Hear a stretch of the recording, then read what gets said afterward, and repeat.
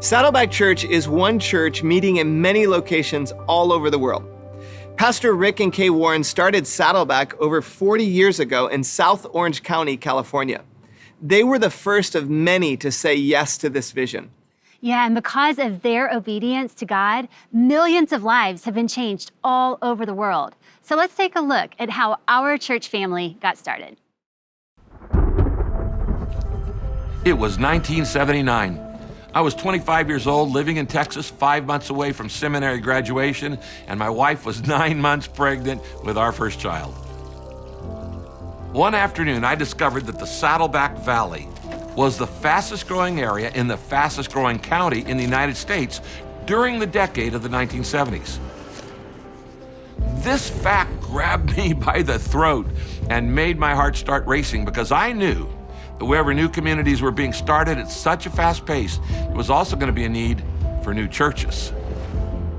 As I sat there in that library, all of a sudden I just started to shake.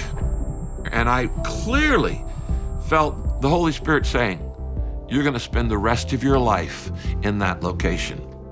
Tears welled up in my eyes, honestly, because I had heard from God. After a week, I flew Kay out to see the area for the very first time. We climbed upon the highest hill we could find and looking over the Saddleback Valley filled with thousands of homes.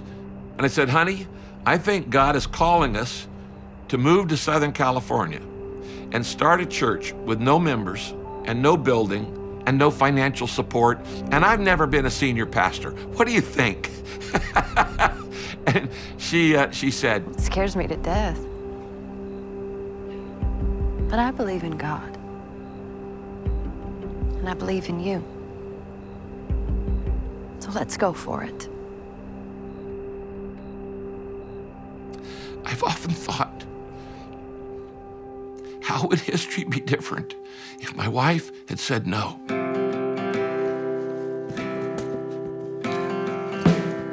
From that moment on, our destination was a settled issue. In the final days of 1979, Kay and I packed up what little we had, and we moved from Texas to Southern California. We had a new decade before us, a new ministry, a 4-month-old baby, and God's promise to bless us. I pulled off the freeway and stopped at the very first real estate office I could find. I walked in and I introduced myself to the only person in that real estate office, a realtor named Don Dale. Hey, Don Dale. I said, "My name is Rick Warren. I'm 25 years old. I'm here to start a new church. I have no members, I have no building, I have no money, but I need a place to live." And I asked Don, I said, "Do you attend church anywhere?" No, I don't. I said, "Well, great, you're going to be my first member." And that's exactly what happened. Don became the first member of Saddleback Church. 2 weeks later, we held our first Bible study. 7 people showed up. I had decided that we would make no effort at all to attract Christians from other churches. Since I felt called to reach unbelievers, I determined to begin with unbelievers rather than with a core of committed Christians. In order to understand the mindset of unchurched Southern Californians, I spent the first 12 weeks just going door to door, talking to people individually. How are you? Hey, I'm good. How are you? Good, thank you. I would introduce myself by saying, "Hi, my name's Rick Warren, and I'm taking an opinion poll in our community. I'm not here to sell you anything or sign you up for anything or to convert you to anything. I'd like to ask you 5 questions, and there are no right or wrong answers. It'll only take about 2 minutes. Sure, just a second. Caleb? Yeah, play nice with your brother. You got a minute. From that survey, we discovered 4 common complaints about churches. Church is boring, especially the sermons. The messages don't relate to my life, and let's not forget, people are judgmental. I just feel like church members can be a little unfriendly sometimes. Well, we worry about the quality of the church's childcare. Well, I feel like the church is more interested in my money than me. When I go, I just want to feel welcome and not embarrassed. I've learned that most people can't hear until first they've been heard. People don't care how much we know until they know how much we care. That little group grew to about 15 people. We hand-addressed and hand-stamped 15,000 letters, and we mailed them out 10 days before Easter, right before the first service. I wrote and rewrote that letter probably a dozen times because I kept thinking, what would I say if I had only one opportunity to speak to all of the unchurched people in Southern Orange County, what would I say to them? It said, at last, a new church for those who've given up on traditional church services. It went on to explain the kind of church that we were starting, and it invited them to our first service at Easter. Now, the most important part of my preparation for that first service was preparing the message that would share God's vision for Saddleback Church. I'll never forget it. I said, what is the dream of Saddleback Church? It is the dream of a place where the hurting, the depressed, the frustrated, and the confused can find love and acceptance, help and hope, forgiveness, guidance, and encouragement. It is the dream of sharing the good news of Jesus Christ with hundreds of thousands of residents. It is the dream of welcoming 20,000 members into the fellowship of our church family, loving and learning, laughing and living in harmony together. It is the dream of developing people to spiritual maturity through Bible studies and small groups and seminars, retreats, and even a Bible school for our members. It's the dream of equipping every believer for a significant ministry by helping them discover their gifts and their talents that God gave them. It is the dream of sending out hundreds of career missionaries and church workers all around the world and empowering every member of our church for a personal life mission in the world. It's the dream of sending our members by the thousands on short-term mission projects to every continent. And it is the dream of starting at least one new daughter church every year of our existence.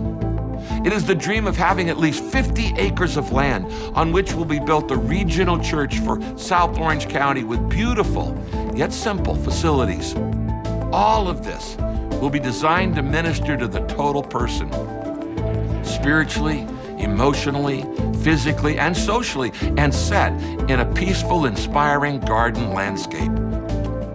Friends, I stand before you today and state in confident assurance that these dreams will become reality. Why? Because they are inspired by God. Saddleback Church held its first public service the following Sunday, Easter, April 6th, 1980. 205 people showed up to attend. We had caught a wave.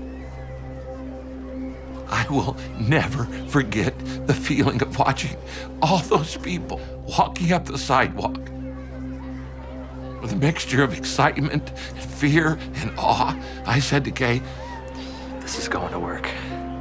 and Kay said with tears in her eyes, Yes. It's gonna work. a mother holding her newborn baby for the first time could not have more joy because the birth of a church was taking place. I wonder what you were feeling when you watched that story. I still remember being a sophomore in college when I first heard about the Saddleback story. I was reading The Purpose-Driven Church with a bunch of college students, and I remember my heart beating out of my chest when I heard Pastor Rick describe how God had called him to plant this church. And I prayed to God, I said, God, I want to be a part of something like that. Well, I had no idea at the moment the significance that that prayer would play in my life. Now, if I'm honest with you, as I was watching this cinematic portrayal of the Saddleback story, and Pastor Rick starts to share the vision, I felt like I missed out. I missed out on so many of the amazing things that God did through this church. The first time I watched it, I was in membership class, and I remember praying about that feeling, and I felt like God, in kind of a funny and gentle way, said to me, you couldn't have been a part of the beginning. You weren't even born yet. I wanted you to be here now for this season of Saddleback. And I want to say the same thing back to you that I felt like God was saying to me in that moment. I want you to be here now for this season of Saddleback. You know, when you read the Bible and you go through the gospel stories, you might be tempted to see some of the names like Matthew, Mark, Luke, and John and think that all four of these guys were peers. They weren't. See, Matthew, Mark, and John were all a part of the first generation of followers of Jesus with the early church. But Luke, he showed up later. In fact, many historians believe that Luke was written as many as 30 years after the fact.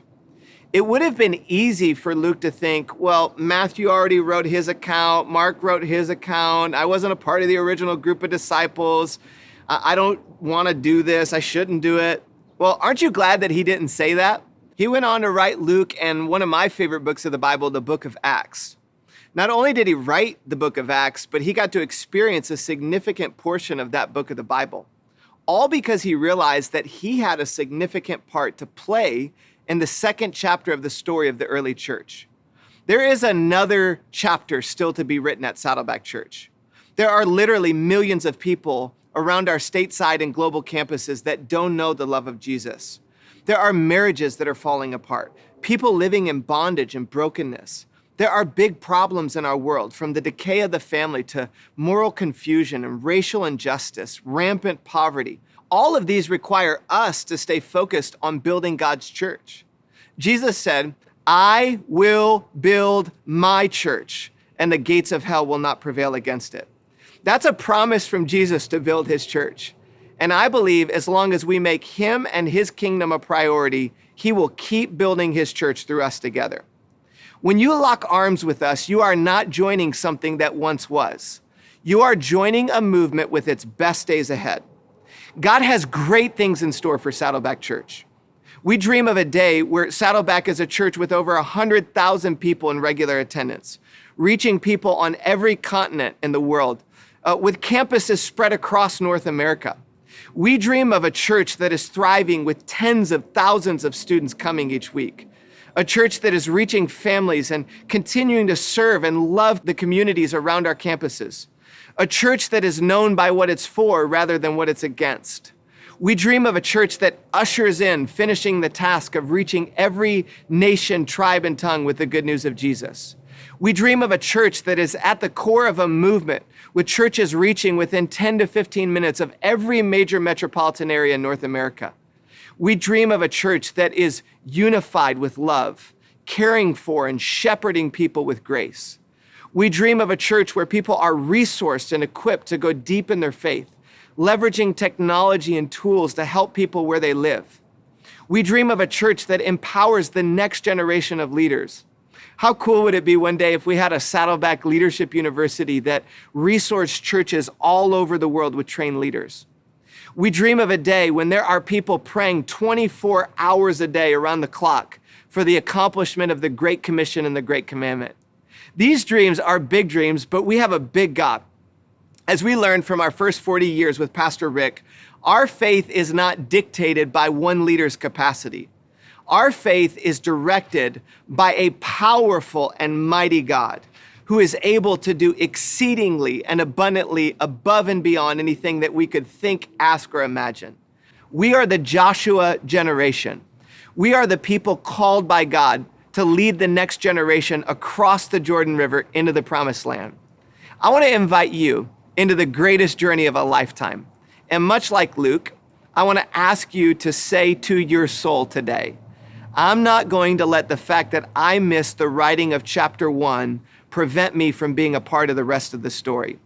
Let's write this thing together, believing that there is no limit to what our great God can do through ordinary people like us who trust in him with every fiber of our beings. I cannot wait to watch and see what God does in and through us together. Here's to chapter 2 of the Saddleback story.